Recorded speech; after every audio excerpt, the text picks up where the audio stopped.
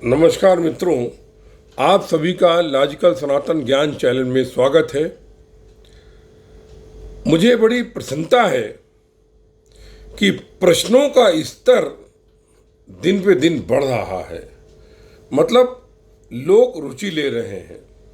आज का जो प्रश्न है इसको आप सुनिए। ये प्रश्न देखने में आपको बहुत सहज लगेगा, लेकिन इसका उत्तर इतना सहज नहीं होगा आपके लिए या किसी के लिए भी। लीजिए प्रश्न सुनिए आप। विपुल जी प्रणाम। मेरा नाम अभिजीत सिंह है।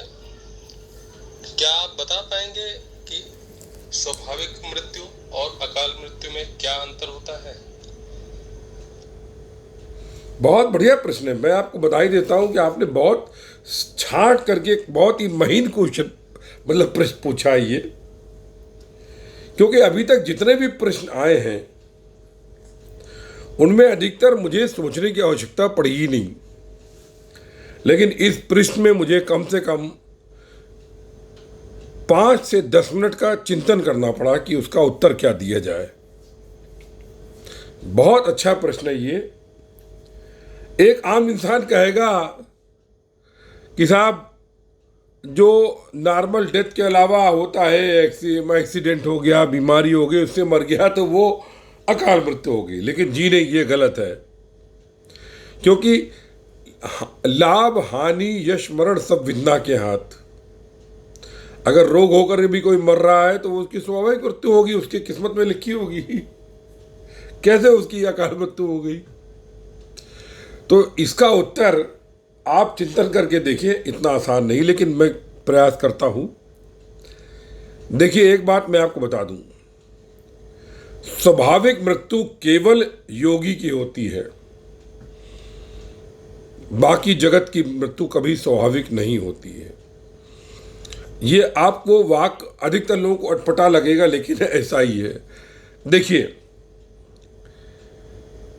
यदि आप बहुत सूक्ष्म में जाएं, और ये लोग कहते हैं कि सब ईश्वर करता है,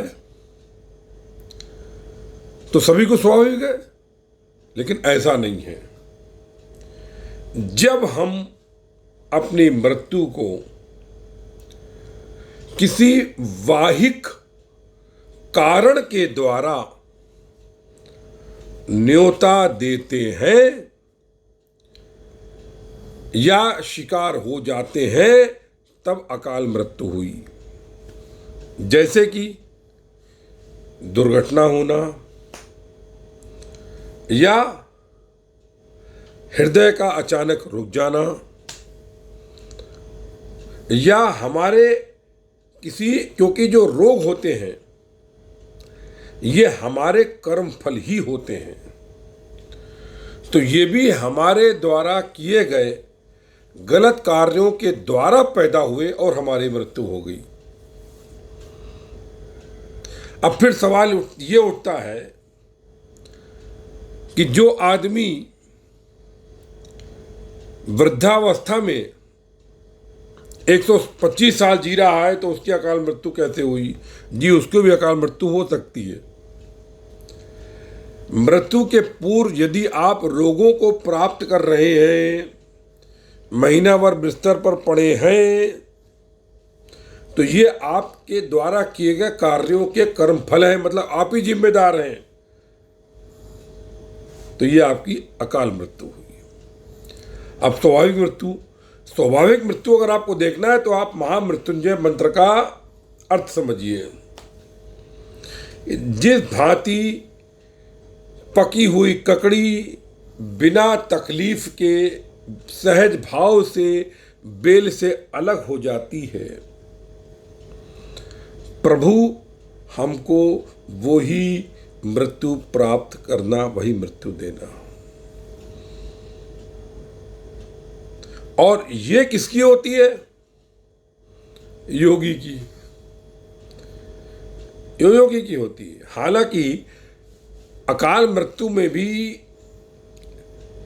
सबसे अधिक ये होती है कि जब हम आत्महत्या करें, इससे निकृष्ट कुछ नहीं माना जाता है। मैं ये इन्होंने विचार किया, मैं जो टाइम मिला तो मैं आत्महत्या करने के विषय में हमारा शास्त्र जो कहता है उसका अलग से क्लिप बना के दूंगा। वो महाअकाल मृत्यु है।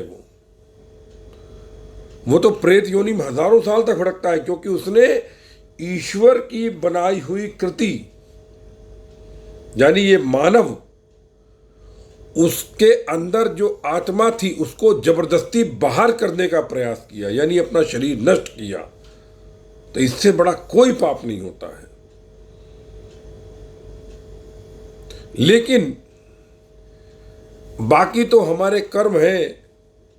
हम नहीं चाहते हैं कि हमारे प्राण निकले, लेकिन निकल जाते हैं। लेकिन योगी एक ऐसा होता है जिसको योग का अनुभव होता है, वो मृत्यु का, मैंने शरीर के त्यागने का स्वागत करता है। हमारी परंपरा में एक स्वामी लोकनाथ तीर्थ जी महाराज, नासिक में उनका आश्रम है शायद, जब उनकी मृत्यु होनी थी तो उन्होंने अपने शिष्यों से कह दिया कि भाई कल मैं जा रहा हूँ दुनिया को छोड़ करके, मेरे को कमरा बंद कर देना और कुछ देर बाद खोल लेना, शाम को उसमें बंद कर देना। तो और उन्होंने रात को सबको बुला के भजन गाया, बंगाली में, बंगाली थे वो। और भजन के अर्थ ये थे कि आज मेरे लिए बड़े सुख का दिन है, क्योंकि मैं अपने पति से मिलने के लिए चला जाऊंगा कल। हे दुनिया, तुमको बहुत बहुत धन्यवाद कि तुमने मुझे पति को स्वयंवर करने का मौका दिया। और हंसी खुशी उन्होंने मृत्यु को गले लगाया। ये हुई स्वाभाविक मृत्यु। क्योंकि जो योगी होता है उसको पहले ही से मालूम पड़ जाता है। हमारी पहचान में कई कई लोग हैं, वो अभी मैं नाम नहीं ले सकता, लेकिन उन्होंने कह दिया था, विपुल जी भाई 1 साल और अगले साल जाना है मुझे, बस राम राम है आप सबको, चले गए। पहले से बोल देते मैं जा रहा हूं। वो जो योगी होते हैं उनकी मृत्यु स्वाभाविक होती है। यानी यहां पर देखिए, स्वाभाविक, स्वभाविक, अपने अंदर के उत्पन्न भाव के द्वारा। अच्छा, दूसरी चीज क्या होती है, जैसे बहुत से लोग जानबूझ करके चिर समाधि लेते हैं, वो भी स्वाभाविक मृत्यु है, वो आत्महत्या नहीं है। क्योंकि उनका आयु हो गई, संसार से निकलना है हमको, चलो। अब जैसे महाअवतार बाबा का एक किस्सा है कि श्यामाचरण लड़ी महाराज, उनके एक शिष्य महाअवतार बाबा, ये सब बनारस के घाट पर इकट्ठा हुए थे। उनकी बहन भी आई थी महाअवतार बाबा की। तो महाअवतार बाबा ने मीटिंग में कहा कि भाई अब मैं सोच रहा हूँ कि अब मैं दुनिया छोड़ के जाऊँ, इस सूक्ष्म जगत को भी त्याग दूँ। तो उनकी बहन ने कहा कि मैं इसीलिए यहाँ पर आई हूँ, आपको जगत नहीं छोड़ना चाहिए, आप रहिए, आपको कल्याण करना है। तो उन्होंने कहा कि भाई तुम्हारे मुख से ब्रह्म बोल रहा है, मैं ठीक है, मैं अपना प्राण नहीं त्यागूंगा, मैं कल्प के अंत तक रहूँगा मौजूद। और आज की डेट में भी महाअवतार बाबा सूक्ष्म रूप में मौजूद हैं, लोगों को दीक्षा दे रहे हैं, स्थूल रूप में भी दिख रहे हैं। ये बड़े बड़े किस्से हैं उनके। तो ये जो चीज़ है ये स्वाभाविक है। बाकी जगत में सब अकाल जा रहे हैं। अब वो बात दूसरी है कि उनको दंड कम ज़्यादा हो सकते हैं, क्योंकि ये होता है सीवियरिटी ऑफ क्राइम। एक होता है रेयरेस्ट टू रेयर क्राइम, वो हो गया आत्महत्या, रेयरेस्ट टू रेयर क्राइम हो गया वो, है ना। या जैसे कि एक सैनिक है, सैनिक अपने कर्तव्य का पालन करते हुए प्राण त्यागता है, उसकी अकाल मृत्यु नहीं होती है, उसकी स्वाभाविक मृत्यु है। क्योंकि वो मृत्यु को गले लगा रहा है, किसी समाज के हित में अपने प्राण त्याग रहा है। भगवान श्री ने भगवत गीता में यही समझाया है कि यदि समाज के लिए अपने को त्याग करना पड़े, कर दो। समाज के लिए परिजन का त्याग भी करना पड़े, कर दो। समाज से ऊंचा कुछ नहीं है। क्योंकि समाज अगर सुरक्षित है तभी हम सुरक्षित हैं, और तभी हमारा सनातन, हमारा ज्ञान, सब कुछ सुरक्षित है। लेकिन आज उल्टा हो रहा है। लोग अपने लिए, अपने परिवार के लिए बस चले तो पड़ोसियों के बच्चों का खून भी लेकर के पिला दें। इसकी खुदगर्जी की सीमा है ये। अरबपति खरबपति हमारे को इतना मिल गया, हमें चैन नहीं है, हमें मत लगे तो अंधों की भीख की कटोरी में से वो पैसे उठा लें। कुछ इसी भांति जीवन का भी है। तो ये मैं समझता हूँ परिभाषा। मुझे बहुत आनंद आया सोचने में आज इस बारे में।